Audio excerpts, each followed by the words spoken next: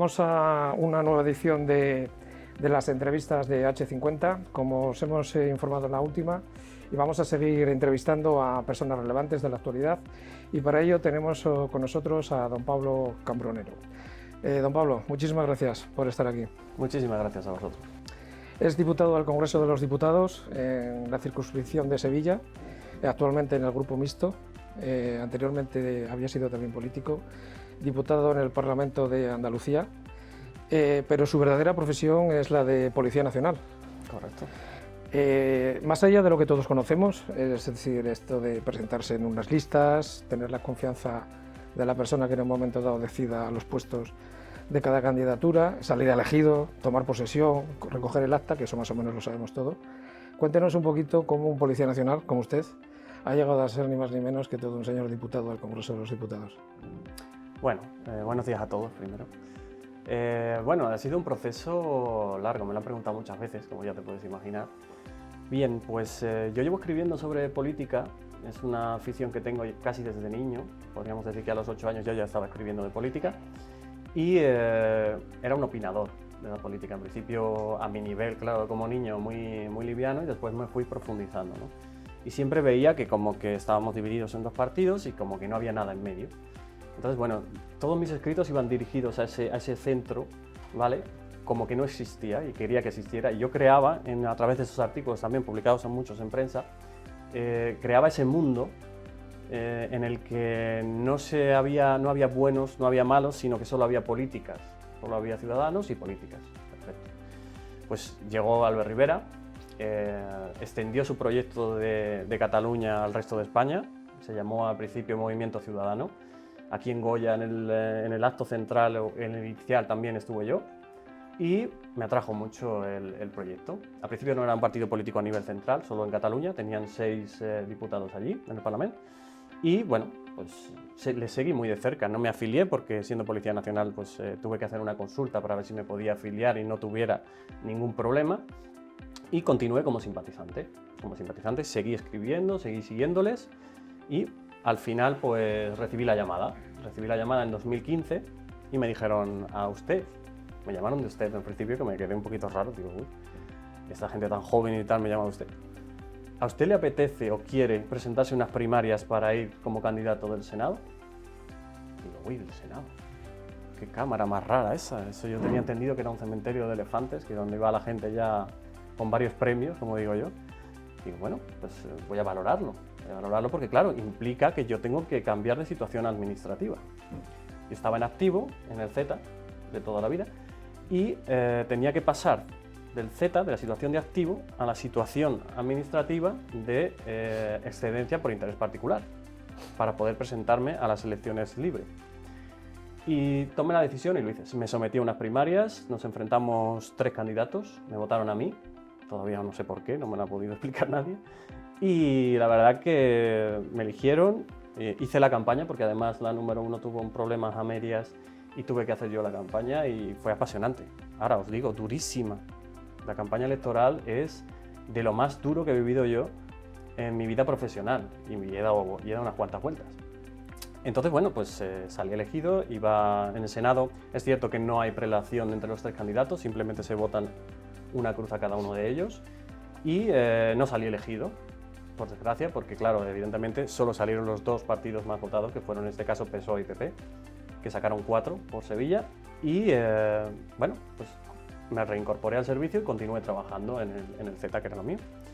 Después, en las elecciones autonómicas 2018, volví a recibir la llamada. Esta vez me llamaron de tú, esta vez sí me llamaron de tú. Oye, ¿quieres presentarte unas primarias y tal? Tú que ya has estado aquí, que sabes de qué va, tal. Y yo, bueno, venga, pues me presento. Me presenté a esas primarias, salí elegido por Sevilla, el número 1 de Sevilla, pero las listas de las autonómicas, el número 1, que era Juan Marín en este caso, siempre va de número 1. Y en las andaluzas hay lista cremallera, quiere decir que es hombre-mujer, hombre-mujer, hombre-mujer. Entonces yo iba en número 3, realmente, de esa lista, pero llegó justo y salí. Entonces me incorporé al Parlamento andaluz. Estoy yendo rápido para llegar al momento actual sin enrollarme mucho. Me incorporé al Parlamento andaluz, Parlamento precioso y apasionante lo que se hace allí, aunque no sea muy vistoso. y estuve 6 meses aproximadamente, hasta las primeras generales, en las que volví a recibir la llamada y me presenté a las primarias. Esas elecciones fueron una aventura maravillosa, lo describo así siempre porque fue una campaña muy bonita. Fue un resultado increíble, 57 escaños tuvo Ciudadanos, éramos decisivos y pasó lo que sucedió.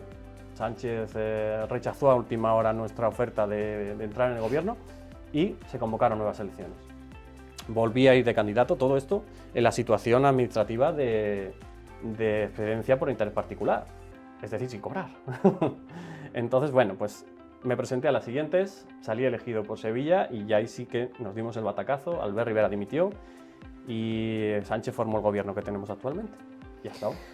Luego vamos a ir, Pablo, si le parece, sobre ese punto. Pero ¿qué es lo que han visto los partidos políticos en general para fijarse en miembros de las fuerzas y cuerpos de seguridad para ocupar cargos de tanta responsabilidad como es la de diputado? Le digo esto porque usted estaba en Ciudadanos, ahora está en el grupo mixto, pero también está Juan Antonio Delgado en el grupo de Podemos, está también Felipe Sicilia, creo recordar, en el PSOE, y también está Ana Belén Blázquez, que también tiene estudios, en fin, de inspectora y demás. ¿Qué es lo que han visto? Buena pregunta. A ver, yo sí que es cierto que siempre he estado vinculado a la política.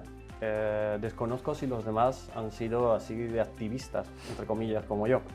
Sí que es cierto que, bueno, está Sicilia, está Ana, que aprobó la escala ejecutiva, está Delgado, de Podemos. Y, bueno, lo que han podido ver es quizás que vemos la administración desde dentro y tenemos una visión bastante panorámica de lo que puede ser la seguridad ciudadana y lo que se cuece en la calle. Y eso, claro, evidentemente, pues aporta también a los partidos. Los partidos quieren tener también esa visión. Lo entiendo yo así. Sí que es cierto que, bueno, cada uno ha tenido diferentes destinos. Unos han estado más vinculados a servicios activos, otros no. Pero bueno, yo creo que un policía, un guardia civil aporta mucha realidad al partido político y le da una visión de fuera, al igual que puede hacer cualquier otro profesional como un economista o como un autónomo, precisamente. Es decir, cualquier profesional externo a la política, que no ha mamado de la política, puede aportar mucho a un partido político. Usted fue de las primeras personas que abandonó Ciudadanos. ¿Qué le hizo abandonar el partido? ¿Qué es lo que ha ocurrido ahí? También es buena pregunta. Pues fue después de Marcos de Quinto. Marcos de Quinto se fue antes que yo. Es cierto que votamos los 2 estados de alarma. Yo, como jurista, tenía una reclamación al partido, que era que evidentemente yo lo veía inconstitucional. Creía que había... En la primera sí creía que había que hacerlo porque era obligatorio, pero en la prórroga manifesté mi queja porque no creía que hubiera que votar que sí algo inconstitucional sin que Sánchez, sin que el gobierno hubiera hecho una opción B. Ni siquiera lo hubiera intentado, a día de hoy tampoco lo ha intentado.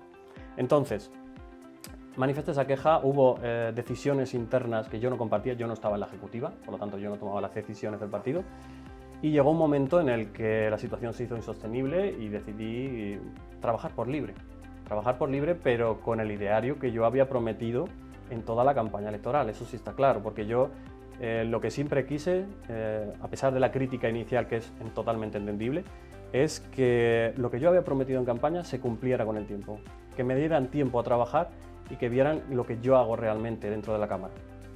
Pero Pablo, vamos a ver.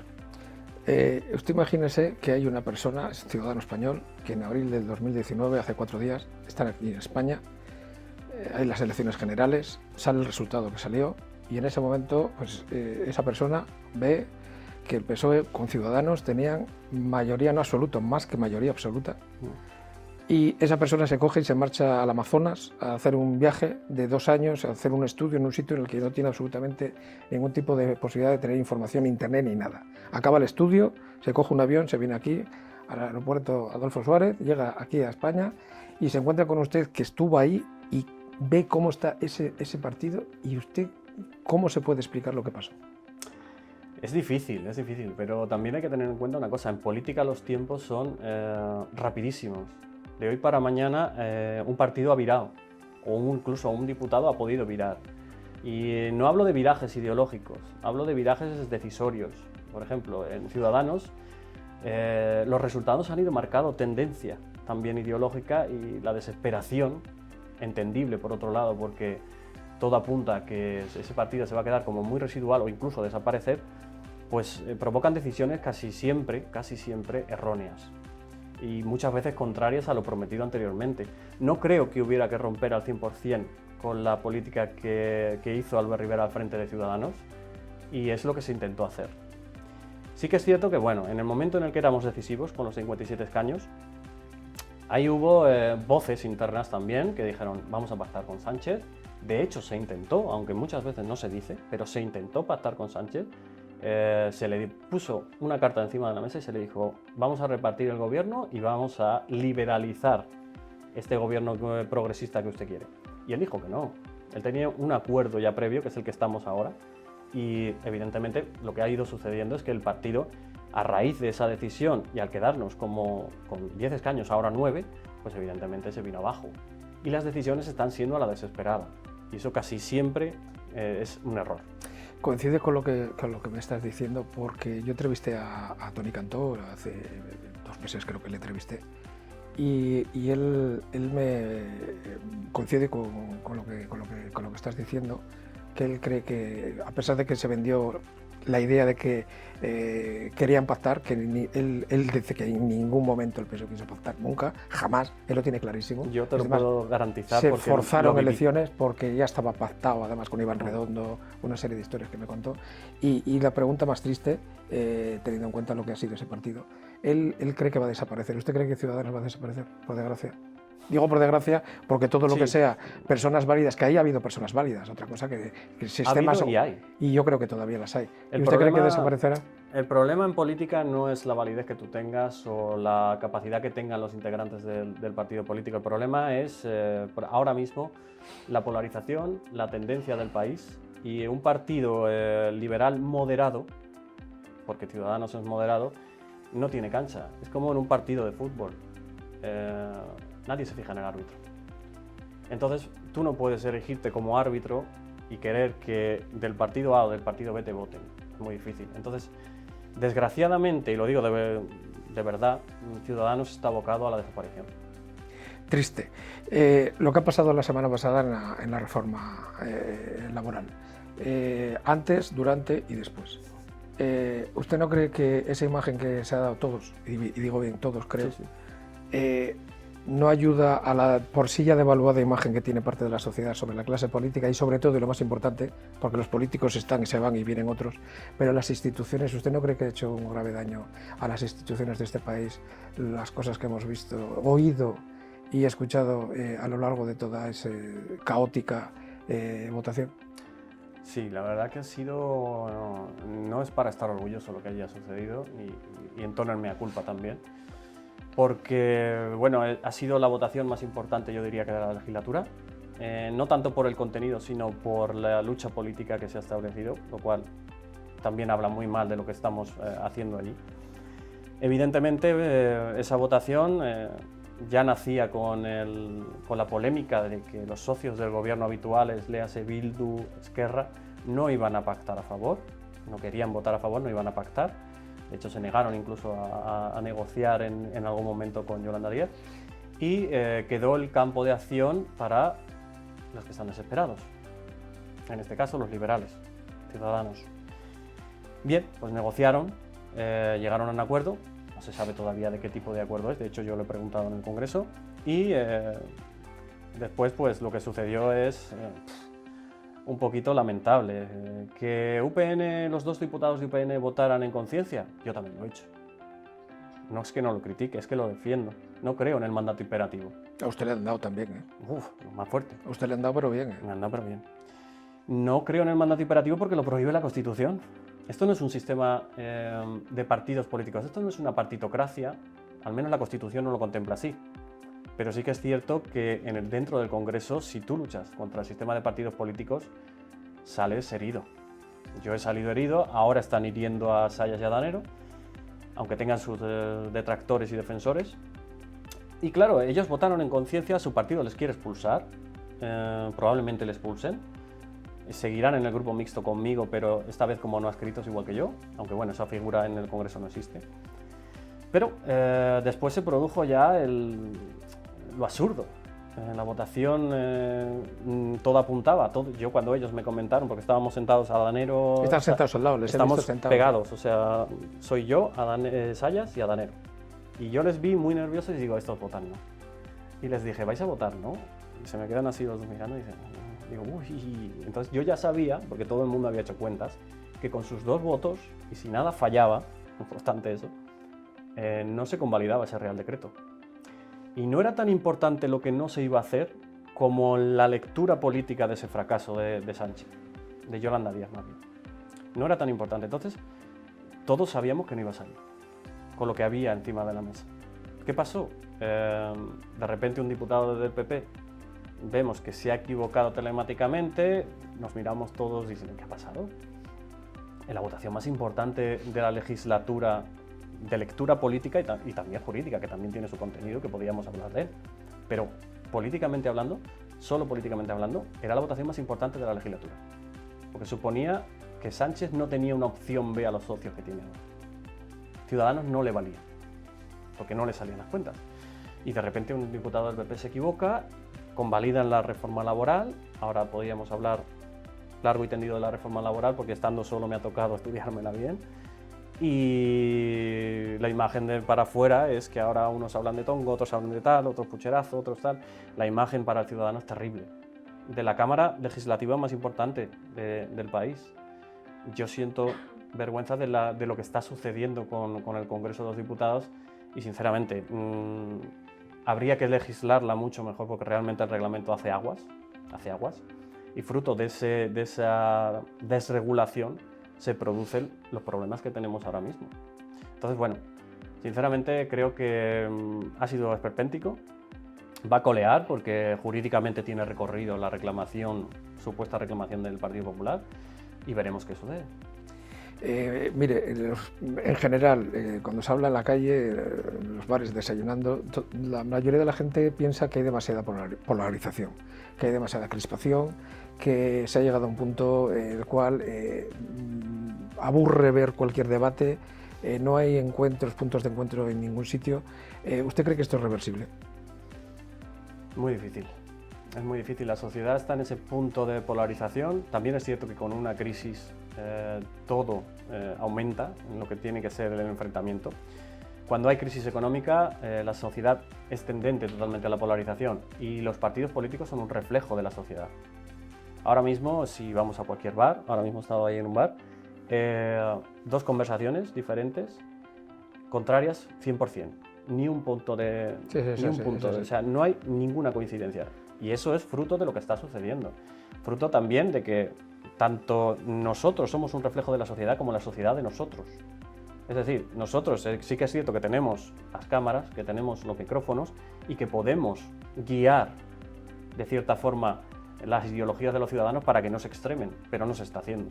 Entonces creo que ahora mismo es irreversible. Las próximas elecciones van a ser de buenos y malos, desgraciadamente. En las anteriores no fue así. Había más opciones ideológicas, pero me temo que las siguientes va a ser de buenos y malos. Luego le voy a preguntar sobre el tema del futuro de las elecciones en España.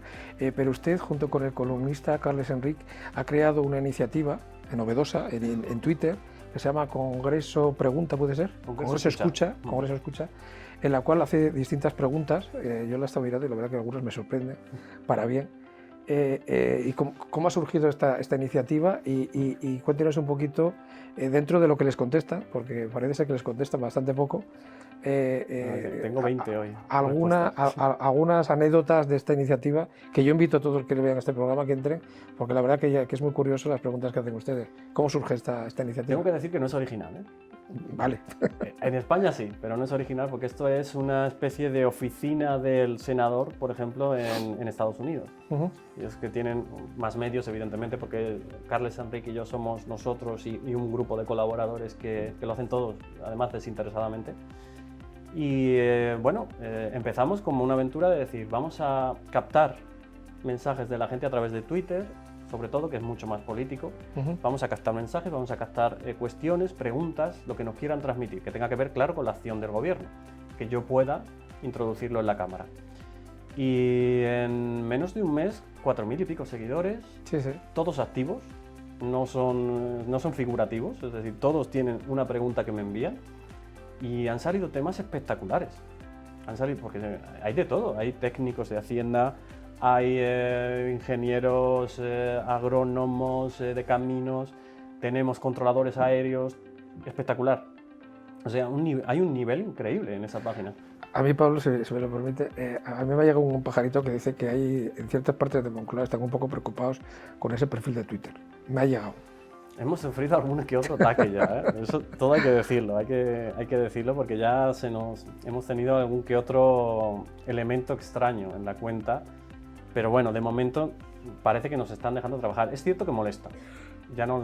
A mí hay diputados socialistas que me han dicho, para allá. ¿Sí? Digo, yo no voy a parar, es lo que la gente me manda. De hecho, es que creo que preguntas mías de las últimas 400 que hemos presentado en un mes. Iban 350, eso seguro. 400. Hasta ya había llegado. Sí, ¿no? 400. Con las últimas 400. De las últimas 400 mías no serán más de 30. Son gente. Es gente que yo recibo lo que me dicen, Información. le doy el formato jurídico oportuno, hago la pregunta directa de la acción de gobierno y se registra. O sea, no hay intermediario. Esto es así. Claro, ¿qué pasa? Ahora me están empezando a contestar a muchísimas preguntas, claro, presento muchísimas, pues recibo muchísimas respuestas porque esas preguntas son de contestación obligatoria. Eso es importante, ese dato. Tienen que contestarla obligatoriamente, sí o sí, y si no las puedo convertir oral en una comisión. Y una pregunta oralizada, vamos a decirlo así, en una comisión duele más. Porque además pones en brete al ministro o al cargo en concreto de tener que contestarte directamente a lo que le estás preguntando. Y por escrito siempre se pueden escabullir un poquito mejor. Aún así, las respuestas que estoy recibiendo, tengo que decirlo, son bastante atinadas con lo que estoy preguntando. Hay otras que no. Hay otras que se van por los cerros de Úbeda, que no quieren contestarla. Por ejemplo, acabo de recibir hace 2 minutos antes de empezar esta entrevista una respuesta del tema de Iván Redondo sobre el caso Kratos. Esa se la leí yo cuando la preguntaron, la leí. ¿Ya la han contestado? Y me han contestado esta mañana. Esos datos son inciertos. Bueno, está bien saberlo. Está bien saberlo porque está judicializado. Veremos si son inciertos o no. Vamos a ver, entramos en época de elecciones, pronto van a ser las elecciones en Castilla y León, presumiblemente las de Andalucía, aunque hay gente que dice que, bueno, que hay que esperar a ver los resultados para luego ver si definitivamente el presidente de Andalucía decide convocarlas o no. Luego vienen el año que viene están el tema municipales y llegaremos ya pues, a las generales. Por su experiencia, ¿cree que va a haber cambio? Sí, muy probablemente. Por lo que yo estoy detectando, la experiencia que tengo yo en política, es cierto que la experiencia que tengo yo en política de 2015 aquí es donde ha habido la revolución política. Sí. O sea, que la tengo toda, aunque llevo muy poco tiempo. Todo lo que ha sido la revolución de partidos, la creación, el cambio de mayorías y tal, lo he vivido todo. Entonces, de lo que yo estoy detectando, va a haber cambio. Otra pregunta relacionada con esto. ¿Qué opina de la irrupción de Vox en el panorama político a nivel nacional? Le digo esto porque un caso quizá análogo, aunque Vox evidentemente muy por encima, fue con UPyD en su momento y después con Ciudadanos, y ya no existen. Hay quien dice que en España el bipartidismo es tan férreo que todo lo que quiera intentar acabar con ese sistema acaba luchando contra molinos. Podemos también empezó fuertísimo y ahora baja muchísimo. ¿Qué opina de la irrupción de Vox? En cuanto a Vox, yo detecto en la sociedad, y no tanto en la sociedad, sino más bien en los medios de comunicación, una demonización de Vox. Y realmente no se reconoce ni se conoce muy bien lo que Vox propone. Porque yo leo mantras, tipo, ¡ay, la inmigración, un muro, no quieren expulsar a todos, tal. Y yo veo cosas en su programa, porque yo me guío por los programas y por lo que también están defendiendo en la Cámara, que no es tan radical. A ver, su ideología evidentemente es la derecha. Dicen ellos y no lo voy a negar yo. Pero yo no veo el radicalismo que le están otorgando a Vox en este mundo de todas las medios de comunicación guiados y dirigidos a atacarles. No sé, yo creo que también eso obedece a una técnica, vamos a decirlo así, de la izquierda también, para crear el miedo necesario para reconducir el voto hacia ellos, es decir, que viene el lobo o me votáis o el lobo llega. Y eso lo que está generando también es que se polarice todavía más la sociedad. Este es malo y este es malo. Este es bueno, este es bueno. Si depende con quién hables, Vox es lo mejor, el que más claro habla, el que más tal, o es Lo peor. el peor. Sí. Lo peor es un partido fascista, tal. Entonces, igual que si hablas con el votante de Vox, con el próximo a Vox, te habla así también de los otros. Eso es irreversible. Y yo creo que Vox no va a desaparecer, al menos a corto plazo. Yo creo que al contrario, puede incluso crecer, ¿eh? Yo que entrevisté a Rocío Monasterio, yo siempre que les entrevisto a ustedes, luego ya me vienen también, me dan a mí también, se lo puedo asegurar, vaya que sí me dan. Para bien y para... Muchas para bien, pero me dan, vamos. Pero lo de Rocío Monasterio fue algo increíble. O sea, lo que me llegaron a llamar a decir... Bueno. No se lo pueden imaginar, o sea, Bueno. yo pero vamos a ver, habrá que darle espacio a todo el mundo, ¿no? O sea, y podemos estar más de acuerdo, menos de acuerdo, Claro. Pero no solamente en un lado, luego con otro. Por ejemplo, yo le he hecho una pregunta, hoy le he preguntado por lo bueno, pero no le he preguntado cómo hay partidos que fichan a personas que patean a los policías, o gente que ha pertenecido a bandas terroristas y que está ahora mismo ejerciendo la política con una naturalidad, en fin, extraña, cuando menos, ¿no? Y sin embargo, pero parece que lo que hablábamos al principio de la entrevista, el poder opinar diferente hoy en día en España es algo prácticamente imposible, pero incluso a nivel familiar, a nivel de trabajo, y hay gente con la que no hablo de política directamente. Analizar objetivamente, sin dejarte guiar por las ideologías ni por los extremos, cada proyecto político es maravilloso y en España no se está haciendo.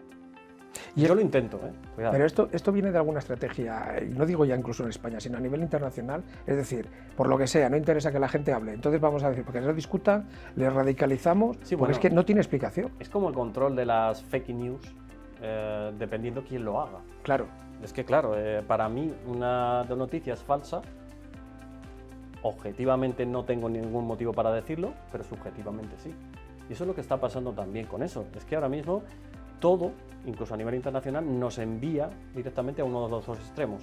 Y si tú quieres situarte en medio, no vas a poder, no te van a dejar, porque no hay nada en medio. Es que te lleva el sistema. Es que te lleva el sistema, es decir, a mí ahora mismo por lo que estoy hablando, seguramente, entre vosotros seguramente... Yo ya lo he percibido. Seguramente diréis, este señor es de tal. Sí, yo ya lo he percibido. extremo. Estando aquí sin mirar, Claro, yo ya he percibido este señor es de un extremo. pero y es que quizá esto... no. Y quizá no. Intento analizarlo. A ver, tengo la única posición en el Congreso ahora mismo libre. Puedo analizar las políticas de uno y otro y votar en conciencia. Que a mí me hace mucha gracia porque cuando voto, siempre hay uno que dice, ha votado lo mismo que Vox. Sí, Otro dice, ha votado lo mismo que el PSOE. Con esto has votado a Podemos. Sí, pero es que ese Claro, argumentario... entonces es como, ¿quién me ha comprado? Pero Porque Pablo, a mí hablan de que a mí me han comprado. Sí, Por pero ejemplo, Pablo, el Mundo Val dice que a mí me han comprado. Pero es que ese argumentario es lo que utiliza Manual de Política todos. Es decir, en el momento que no votes y que estar a favor mío, vamos a ver, oiga, yo puedo no votar a favor de la pena de muerte.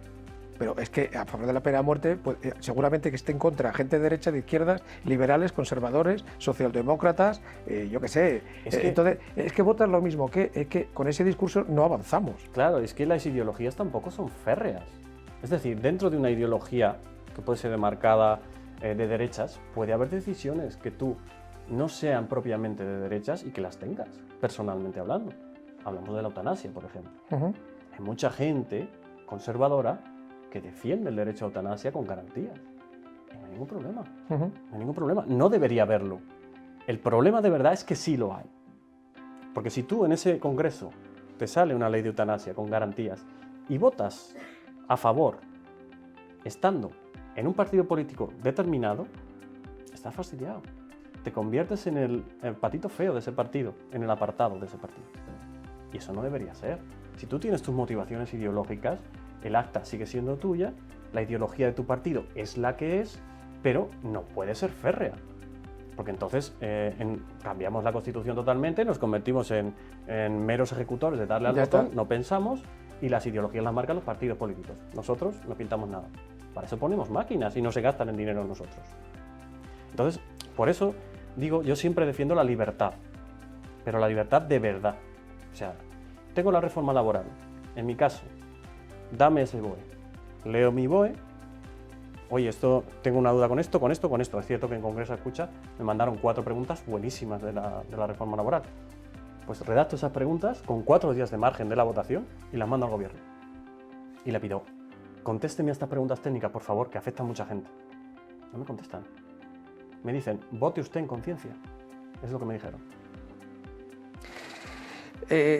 Cambiamos de tema. Siendo usted Policía Nacional, ¿cómo lleva lo de escuchar a Otegi decir que a veces marca la agenda de España?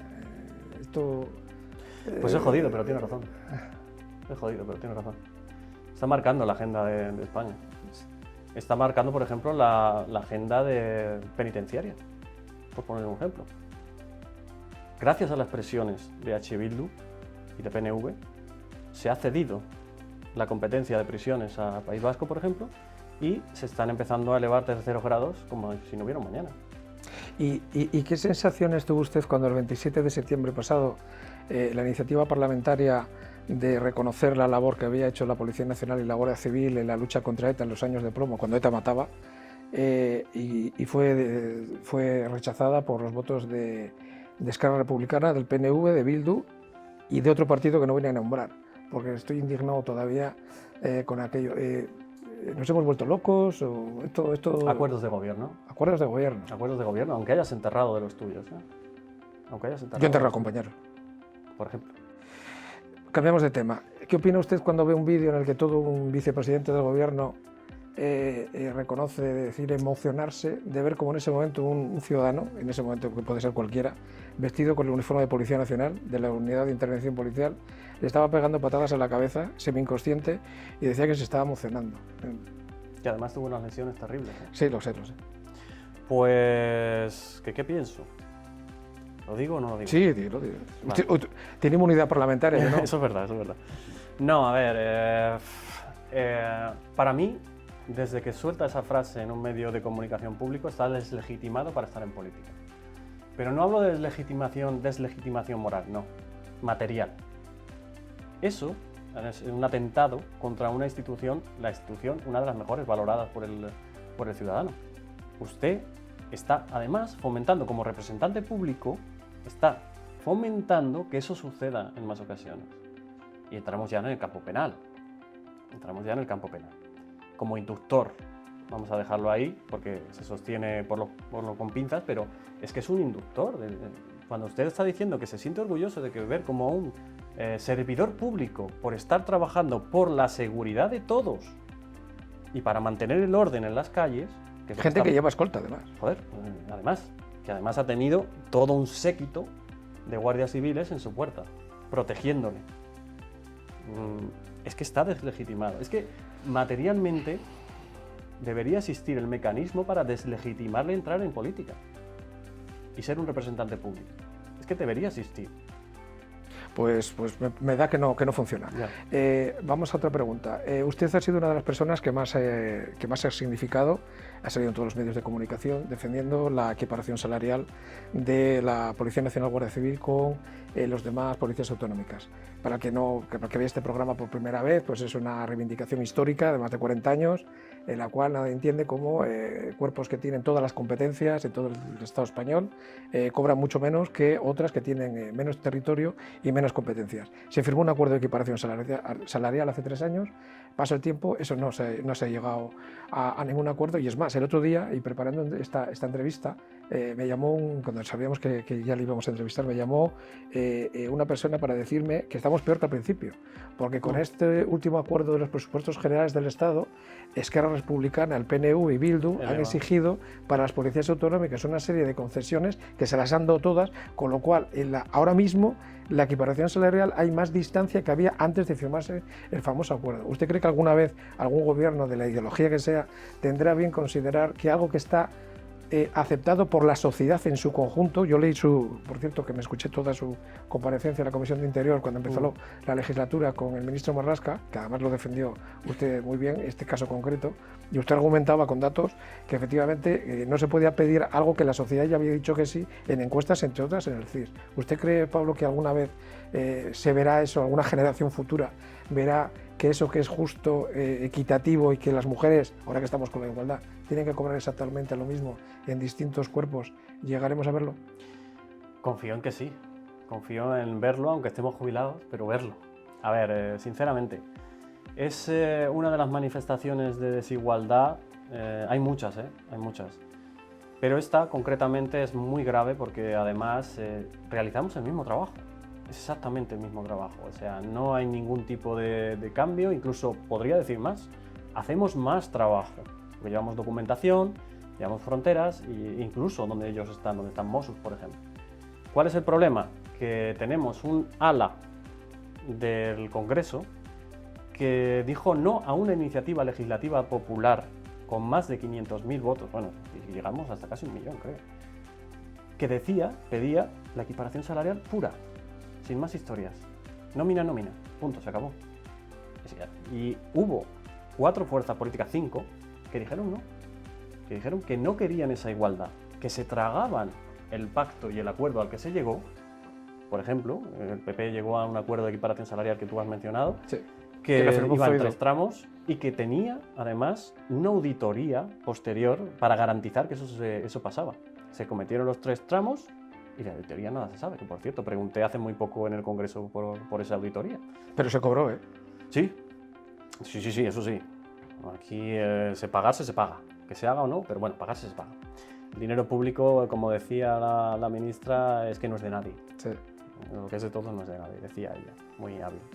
Entonces, bueno, yo confío en que si las fuerzas políticas que ahora se han manifestado a favor tuvieran capacidad de gobierno, yo quiero entender que por coherencia se acometerá la equiparación salarial. Quiero entender. De hecho, si tengo algún tipo de responsabilidad pública por aquel entonces, empujaré para ello. Y si no lo tengo, estaré en la puerta del Congreso con los compañeros pidiéndola. Vamos a otro asunto que está de moda, el tema de la modificación de la Ley de Seguridad Ciudadana. ¿Usted cree que si al final entra en vigor lo que está propuesto, entre otros por Bildu también, que quieren que no se registre a nadie? Es decir, o sea, se coge una persona que presuntamente puede ser un terrorista y no se le puede cachar a ver si lleva un arma o no.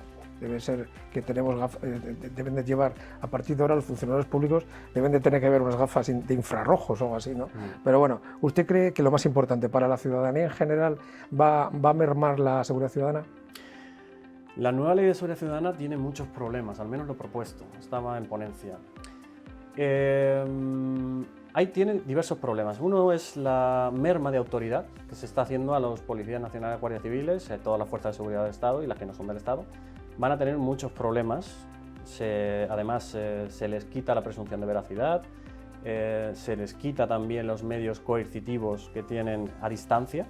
Es decir, si tú tienes pelotas de goma, como único medio eficaz a distancia para repeler cualquier agresión o para dominar una masa, no tienes otra alternativa. Si eso lo quitas como pretende esta ley, cuerpo a cuerpo.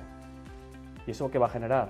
Muchos heridos, claro. Mucho dolor. Claro. El cuerpo a cuerpo, cuando un manifestante es violento, que eso sucede, no podemos decir. Es que ellos siempre dicen que no hay violencia. ¿Cómo que no?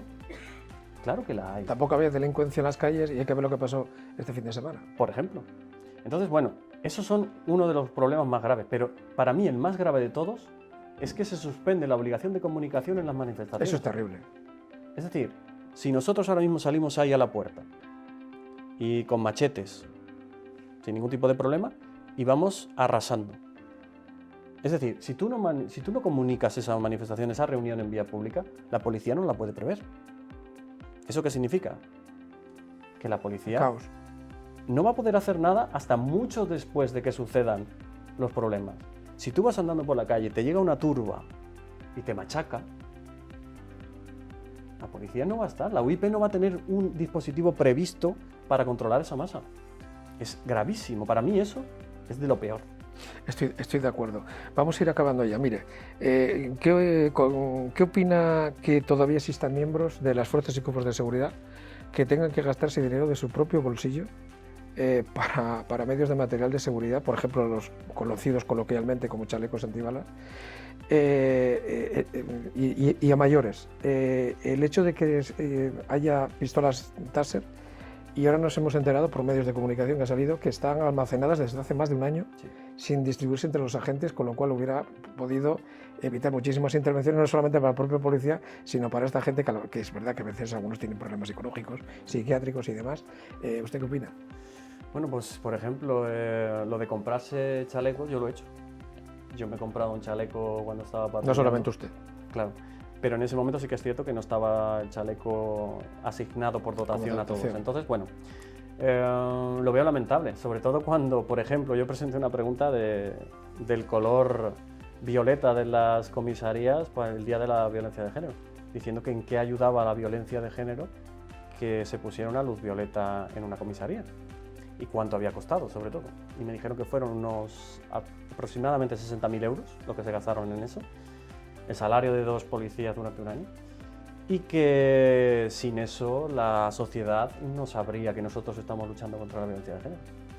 ¿Verdad? O sea, de verdad... ¿Pero le han contestado eso de verdad? Sí. No tengo por escrito. Es que lo bueno que tiene es que está todo por escrito. Entonces, claro, cuando uno ve en lo que se gastan realmente el dinero, por ejemplo, la última, la de ayer, esta también tiene WhatsApp, pregunté por el gasto en unos drones para Moncloa. Me contestan ayer que debido a los múltiples riesgos que tiene el presidente del gobierno, le han comprado esos drones para ellos.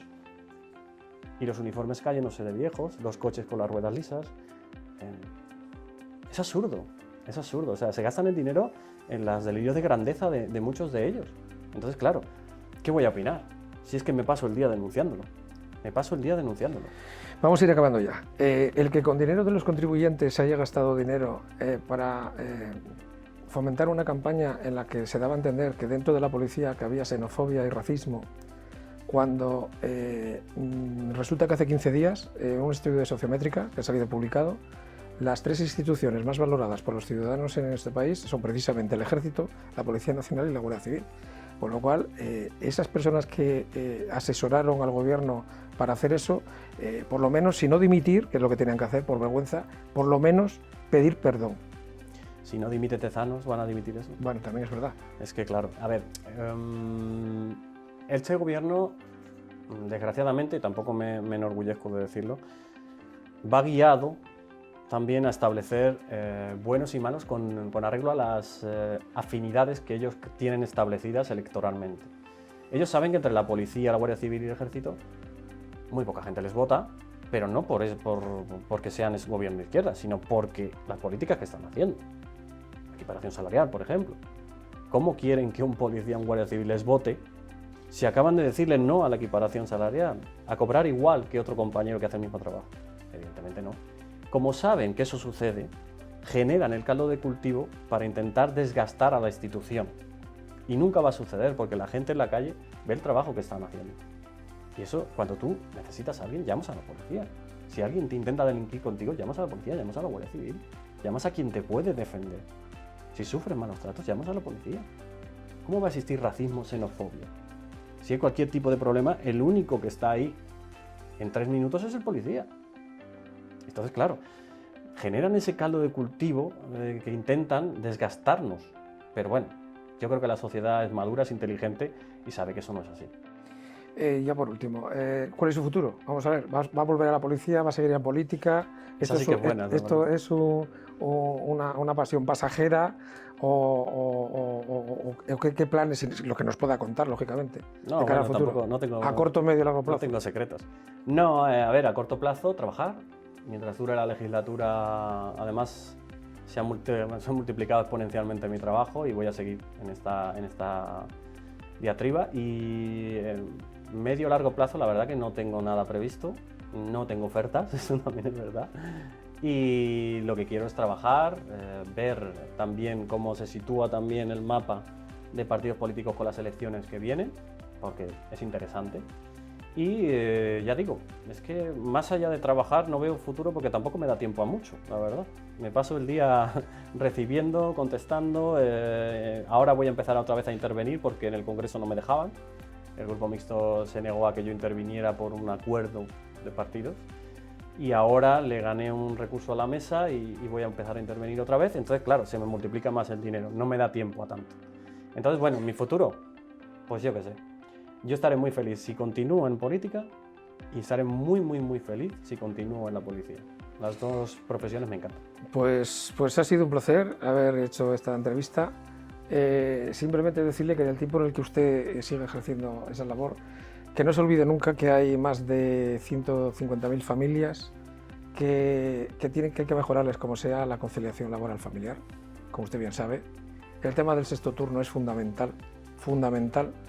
Que luego hay otros 200.000 familias de personas que vemos todos los que estamos aquí, todos los que salimos, que es la seguridad privada. Cuando vamos al metro, cuando entramos en un centro comercial, cuando vamos a cualquier organismo público, cuando entramos en un banco, que están en unas condiciones paupérrimas, que luego también hay unas personas que son los funcionarios de prisiones, que están ahora con unas condiciones laborales terribles, con unas problemáticas que hay que apoyarles. Y que le voy a decir de los militares de mayores de 45 años, que los pobres también están en una situación que creo que necesitan el apoyo de todos. Darle las gracias por haber estado aquí, señor diputado. Aquí en CEDEU, aquí tenemos a este público que, como ha visto, es encantador, silente como ellos solos. Darle las gracias por estar aquí con nosotros, y estoy seguro que también a Albert de CEDEU, que espero que haya estado a gusto. ¿De acuerdo? Y bueno, pues nada, despedirnos de usted, que sepa que H50 está a su disposición. Y nada, un aplauso creo que le daremos entre todos, y muchas gracias por estar aquí.